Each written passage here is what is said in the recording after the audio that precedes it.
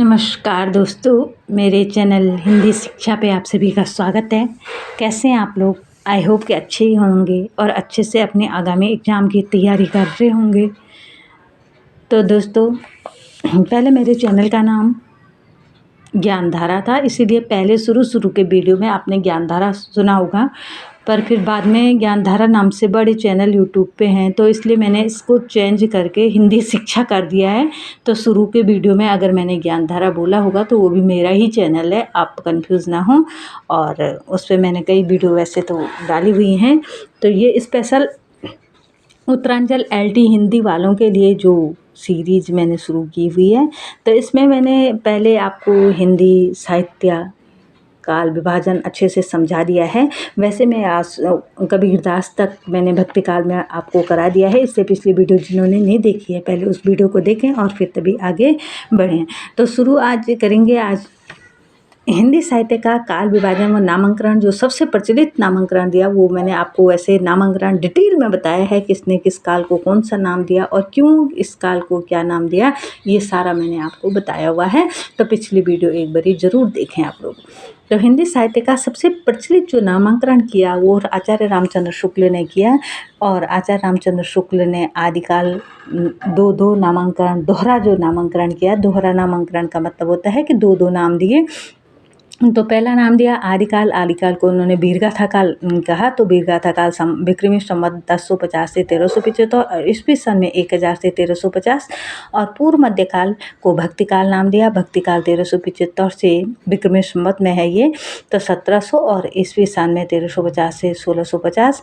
और रीतिकाल को उत्तर मध्यकाल 1700 से 1900 और 1650 से 1850। और तब हुआ आधुनिक काल। आधुनिक काल को गद्य काल नाम दिया, जो 1900 से 1984 या 1900 से अब तक भी मान के चलो आप, 1850 से अब तक हुआ। इसी प्रकार से आदिकाल को मैंने आपको डिटेल में पढ़ा लिया है, तो पिछली वीडियो में वो उसको जैसे समझ चुके हैं। आदिकाल को हमने अच्छे से पढ़ा लिया है। अब आदिकाल के बाद हम भक्ति काल पे हैं। तो भक्ति काल को जो पूर्व मध्यकाल कहा जाता है, जो 1375 विक्रमी संवत से लेकर 1700 तक था। तो इसके दो भाग हुए। भक्ति काल दो भागों में बटा, एक निर्गुण और एक सगुण। निर्गुण में दो भाग हुए, एक संत काव्यधारा और एक सूफी काव्यधारा। संत काव्यधारा को ज्ञानाश्रयी और सूफी काव्यधारा को प्रेमाश्रयी काव्यधारा कहा गया।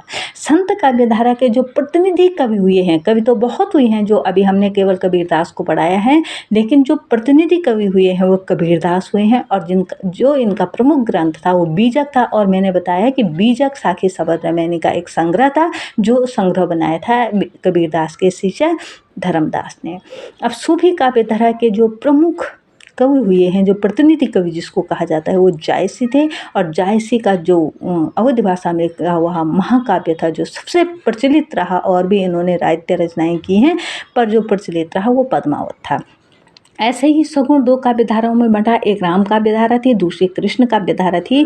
तो राम काव्यधारा के प्रतिनिधि कवि तुलसी, जिन्होंने रामचरितमानस लिखा। और कृष्ण काव्यधारा के प्रतिनिधि कवि हुए हैं सूरदास, जिन्होंने सूर सागर, सूर सरावली और साहित्य लहरी लिखा। तुलसीदास ने अनेक साहित्य रचनाएं की हैं, ये हम आगे जब तुलसीदास को पढ़ाएंगे तो उस टाइम बताएंगे। लेकिन जो मुख्य जो मुख्य प्रतिनिधि कवियों के बताए हैं वो मैंने आपको बता दिए हैं। तो कबीरदास जी को मैंने अच्छे से आपको पढ़ा दिया है। कबीर का जन्म 1398 और मृत्यु 1518। और नीरू नामक दंपति दूल्हा ने इनको पाला था। रचनाएं साखी शबद रमैनी, जिनका संग्रह बीजक में धर्मदास ने किया था। जाति के जुलाए थे, काशी में रहते थे और अद्वैतवाद को इन्होंने अपनाया। और कबीर की रचनाओं का संकलन जो अब किया है कबीर ग्रंथावली नाम से, वो श्याम सुंदर दास जी ने कर रहा है। और कबीर को वाणी का डिटेक्टर कहा है हजारी प्रसाद द्विवेदी ने। भाषा सधुकुड़ी थी, ये रामचंद्र शुक्ल जी ने कहा। और पंचमेल खिचड़ी श्याम सुंदर दास जी ने। भक्ति इनके माधुर्य भाव की थी और ये एक समाज सुधारक कवि थे। और अब मैंने आपको बताया था कि इसके बाद हम पढ़ेंगे मलिक मोहम्मद जायसी। मलिक मोहम्मद जायसी जो सूफी काव्यधारा के प्रमुख कवि थे। तो संत कवियों में और भी नाम आते हैं जो इन्हीं के गुरु थे, कबीरदास जी के रामानंद, इनको हम बाद में पढ़ेंगे। तो पहले हम इसको देख लेते हैं। तो मलिक मोहम्मद जायसी का जन्म 1492 ईस्वी और मृत्यु हुई थी 1542 ईस्वी में। सूफी काव्यधारा के प्रतिनिधि कवि ये इनको माना जाता है। और इनके प्रमुख ग्रंथ थे अखरवट, आखिरी कलाम। भाषा अवैध भाषा थी और जो उनका महाकाव्य था वो पद्मावत था। पद्मावत में चित्तौड़ के राजा, कई बार क्वेश्चन पूछा जाता है कि पद्मावत में जो मुख्य उल्लेख है वो किसका है, तो पद्मावत में चित्तौड़ के राजा रतन सेन और सिंघल द्वीप की राजकुमारी पद्मावती का प्रेम का चित्रण किया गया है और यही पद्मावत में मुख्य कथा है जो पद्मावत मलिक मोहम्मद जायसी द्वारा लिखा गया। और पद्मावत पे तो आपने देखा होगा कई नाटक और फिल्में भी बनी हुई हैं। तो इसमें चित्तौड़ के राजा रतन सेन और सिंघल द्वीप की राजकुमारी पद्मावती के प्रेम का चित्रण है। पद्मावत की कथा आपको थोड़ा से शॉर्ट में बताऊंगी ताकि आपको पता चले कि इसमें मुख्य बात क्या थी। तो पद्मावत मलिक मोहम्मद जायसी सूफी प्रेमाख्यान काव्य परंपरा के प्रमुख रहे हैं और अवैध भाषा में रचित उनका महाकाव्य पद्मावत सूफी काव्य धारा का प्रतिनिधि ग्रंथ रहा है, जिसमें चित्तौड़ के राजा रतन सिंह और सिंघल द्वीप की राजकुमारी पद्मावती के प्रेम का चित्रण किया गया है। और सूफी कवियों ने हिंदू घरों में प्रचलित लोक प्रसिद्ध प्रेम गायिकाओं को अपना काव्य वस्तु बनाया। जो सूफी कवि हुए हैं उनकी जो मुख्य जो उनकी रचनाएं थी, जो सूफी कवियों की रचनाएं थी, उन्होंने लोक प्रसिद्ध जो प्रेम गायिकाओं को, जो प्रेम ग्रंथ लिखे जाते, ज़्यादातर जो सूफी कवि हुए हैं, अगर क्वेश्चन पूछा गया तो सूफी कवियों ने किस प्रकार के काव्य रचनाएं की हैं, तो प्रेम काव्य उन्होंने लिखे हैं और नायिकाओं को उन्होंने अपना मुख्य काव्य वस्तु बनाया है और लौकिक प्रेम के माध्यम से अलौकिक प्रेम की व्यंजना की है। रतन सेन यहाँ जीवात्मा का प्रतीक बताया गया है और पद्मावती को परमात्मा को, मतलब रतन सेन को जीवात्मा और पद्मावती को परमात्मा, यानी रतन सेन उस पद्मावती पद्मावती को परमात्मा का प्रतीक बताया गया ना। तो उस प्रेम को पाने के लिए, उस पद्मावती को पाने के लिए अपना पूरा जोर लगा देता है। तो किस प्रकार से है ये देख लो। सूफी काव्य परंपरा के सभी ग्रंथों में प्रेम को महत्ता को स्वीकारा गया है, प्रेम की महत्ता को स्वीकारा गया है और प्रेम को ईश्वर प्राप्ति का साधन बताया गया है। ये चीज़ याद रखना, सूफी काव्यों में प्रेम को ईश्वर प्राप्ति का साधन बताया गया है और इन्होंने इश्क मजाजी से इश्क हकीकी तक पहुँचने का संदेश दिया है। जैसे इश्क मतलब प्रेम से भगवान प्राप्ति कैसे की जाती है, ये इनका संदेश रहा है सूफी काव्य परंपरा के जितने भी कवि हुए हैं। तो जायसी द्वारा रचित पद्मावत एक प्रेम गाथा काव्य है जो सूफियों की प्रेम पद्धति पर आधारित है। इस काव्य धारा में लौकिक प्रेम के माध्यम से अलौकिक प्रेम की व्यंजना की गई है और पद्मावत के जो पूर्वार्ध है, जो पहला भाग है, प्रेम की प्रधानता है, जबकि उत्तरार्ध में जो दूसरा भाग है ऐतिहासिकता का वर्णन है, ऐतिहासिकता का निर्वाह किया गया है और पहले भाग में, पद्मावत के पहले भाग में प्रेम को प्रधानता दी गई है। इन जायसी की मान्यता है कि इश्क मजाजी मतलब लौकिक प्रेम से उन्होंने ईश्वर प्रेम, जब हम किसी से अति प्रेम करते हैं तो उस प्रेम को पाने के लिए मतलब ईश्वरीय प्रेम जो पाया जा सकता है। तो रतन सेन का पद्मावती के प्रति जो प्रेम इसी प्रकार का था। प्रेमी के हृदय में प्रिया के प्रति प्रेम उत्पन्न करने की इन चित्र को स्वप्न दर्शन, सौंदर्य प्रशंसा आदि का आश्रय लिया गया है। अब इसमें मुख्य जो बात थी, जो पद्मावत की जो मुख्य बात थी, जब हम पद्मावत को पढ़ाऊंगे तो मैं उस टाइम आपको थोड़ा थोड़ा इसके बारे में इस टाइम बता लेते हैं, फिर उसके बाद आपको डिटेल में बताऊंगी।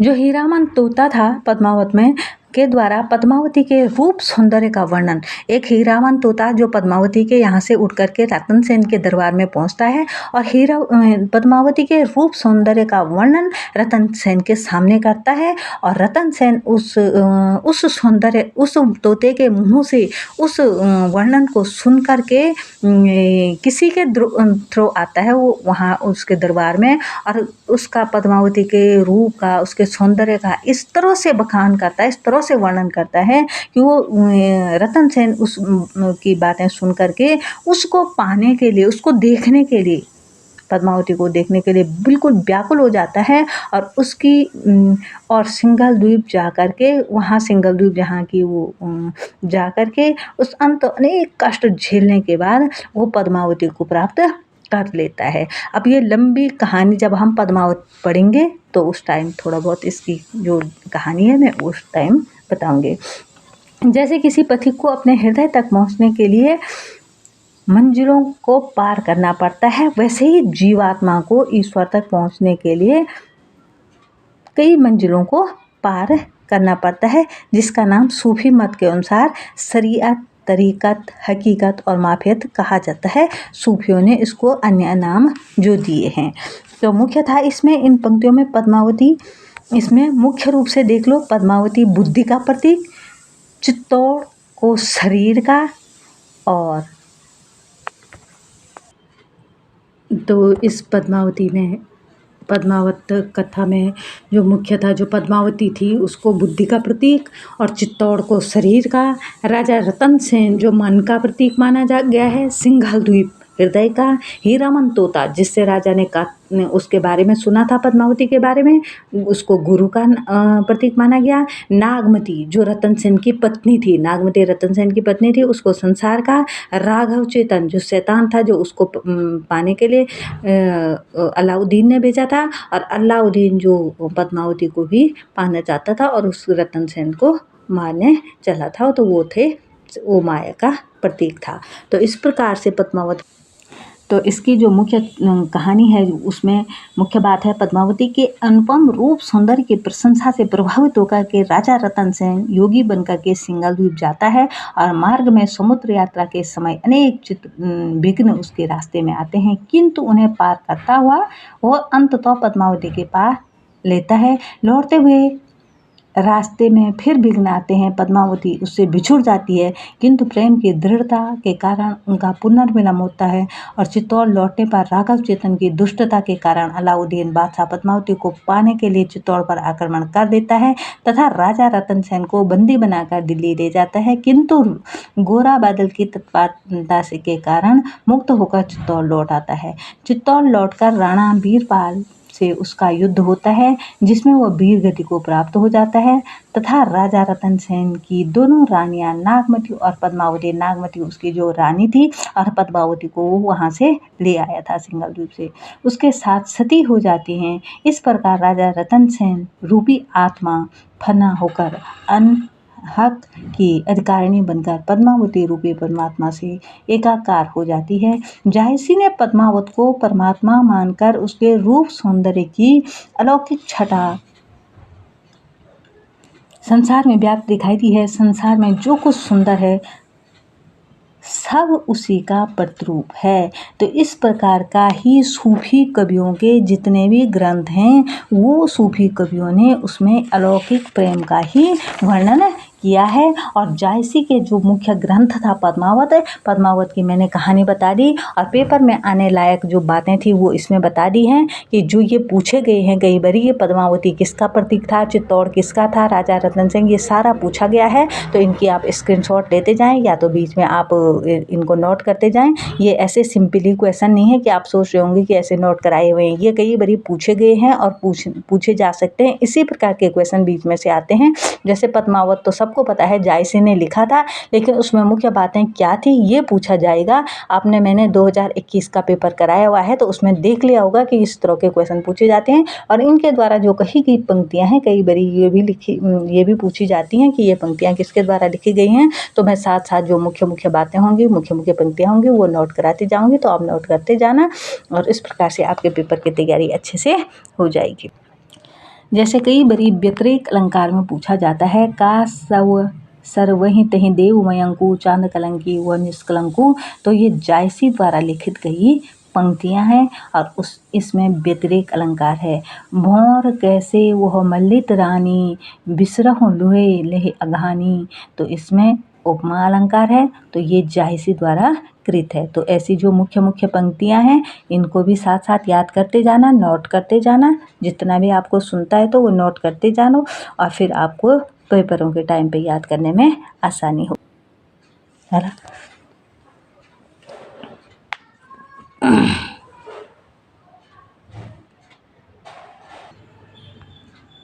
और सांडल्य भक्ति सूत्र में भक्ति के 2 भेद, परा एवं अपरा बताए गए हैं।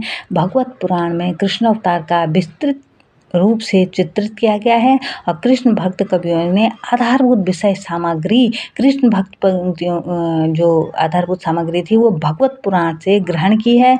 विष्णु भक्ति को ग्रहण करने वाले आचार्य 11वीं से लेकर के 16वीं सदी तक थे। और जो विष्णु भक्ति के आचार्यों का जो परिवर्तित संप्रदाय था, ये मैंने पिछले वीडियो में आपको अच्छे से कराया हुआ है, और फिर भी एक बार आप देख लेना। और इस प्रकार से स्क्रीनशॉट आप ले सकते हो कि रामानुजाचार्य का जो संप्रदाय था विशिष्टाद्वैतवाद था, और इन्होंने सिर्फ संप्रदाय को अपनाया था। माधवाचार्य द्वैताद्वैत और ब्रह्म संप्रदाय, द्वैतवाद और ब्रह्म संप्रदाय। विष्णु स्वामी का शुद्धोद्वैतवाद रुद्र संप्रदाय, वल्लभाचार्य का शुद्धोद्वैतवाद रुद्र संप्रदाय। ये जो आपके जो ये संप्रदाय हैं और जो ये आचार्यों का परिवर्तन संप्रदाय हैं, ये इनमें से एक या दो क्वेश्चन हर पेपर में ज़रूर पूछा जाता है। एलटी के जितने भी पेपर हुए हैं, तो इसलिए मुख्य रूप से इनको याद कर लेना। तो वल्लभाचार्य ने पुष्टि मार्ग को अपनाया था। चैतन्य महाप्रभु का गौड़ीय संप्रदाय चैतन्य संप्रदाय, निम्बकाचार्य का द्वैताद्वैत भेदाद्वैत और हंस संप्रदाय, शंकराचार्य का अद्वैतवाद, कबीर का भी अद्वैतवाद, स्वामी हरिदास का सखी संप्रदाय और हरिदासी संप्रदाय को भी उसी को कहते थे, रामानंद का रामावत संप्रदाय, स्वामी हित हरबंसी का राधा वल्लभी संप्रदाय, नाथ मुनि का सिर संप्रदाय, और ये प्रथम आचार्य थे सिर संप्रदाय के। यमुनाचार्य ने सिर संप्रदाय, ये चतुर्थ आचार्य। इसको मैं बार बार इसलिए करा रही हूँ कि बार बार सुनने से याद आपको अच्छे से हो जाएगा और फिर आप भूल नहीं पाओगे। इसलिए इसको अच्छे से याद करना और ज़्यादा से ज़्यादा अपने दोस्तों में शेयर करना, दोस्तों उनको भी इसका फ़ायदा मिले। और मैं अपने अनुभव से आपको बता रही हूँ कि इस प्रकार से आप याद करोगे, पढ़ोगे। रामानंद के बारे में, तो रामानंद का जन्म 1368 ईस्वी में और मृत्यु 1468 ईस्वी में हुई थी। रामानंद कन्याकुज ब्राह्मण थे। इनकी शिक्षा काशी में हुई थी और भक्तमाल के अनुसार रामानंद के 12 शिष्य थे और इन 12 शिष्यों में कबीर, रैदास, पीपा, अनंतदास, घना ये मुख्य थे। तो जो मुख्य पूछा जाता है रामानंद के 12 शिष्यों में, वो पूछा जाता है रैदास। और रामानंद जी के गुरु का नाम राघवानंद था और रामानंद ने रामावत संप्रदाय का प्रवर्तन किया था। रामानंद के गुरु राघवानंद जी ने सिद्धांत पंचमात्रा नामक ग्रंथ की रचना की थी। जो ये अन्य जो संत हैं इनके बारे में हम थोड़ा थोड़ा समझेंगे। ये इतने ज़्यादा क्वेश्चनों में पूछे नहीं जाते हैं, पर थोड़ा जो मुख्य क्या पता कोई बीच से आ जाए तो इनके बारे में, नहीं तो इतने संतों के बारे में पढ़ेंगे तो वीडियो बहुत लंबी जाएगी। रैदास जाति के चमार थे, ये काशी के निवासी थे और रैदास की प्रसिद्ध कवियत्री मीरा के गुरु थे। रैदास जो मुख्य रूप से थे ये मीरा के गुरु थे। रैदास को रविदास भी कहा जाता है। संत बानी सीरीज में इनकी रचनाओं का संकलन रविदास की बानी शीर्षक से प्रकाशित है और रैदास के लिखे गए 40 पद गुरु ग्रंथ साहिब में भी हैं, इसलिए इनको मुख्य माना जाता है संतों की श्रेणी में। इनके गुरु रामानंद ही थे, जैसे कबीर के गुरु रामानंद थे तो रैदास के गुरु भी रामानंद थे। और इनके जो मुख्य जो पंक्तियां हैं, अब कैसे छूटे राम नाम की रट लागे, प्रभु जी तुम चंदन हम पानी, जाकी अंग अंगवास समानी।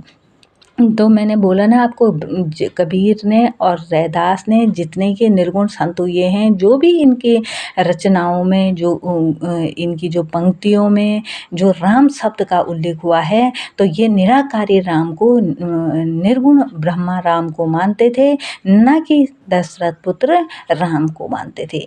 इनका जो मुख्य आराध्य था ये निराकार ब्रह्मा राम था। इन्होंने निराकार ब्रह्मा की उपासना की और उसी को अपना आराध्य माना। तो ये थे रामानंद। अब हम निर्गुण चैप्टर को खत्म करेंगे।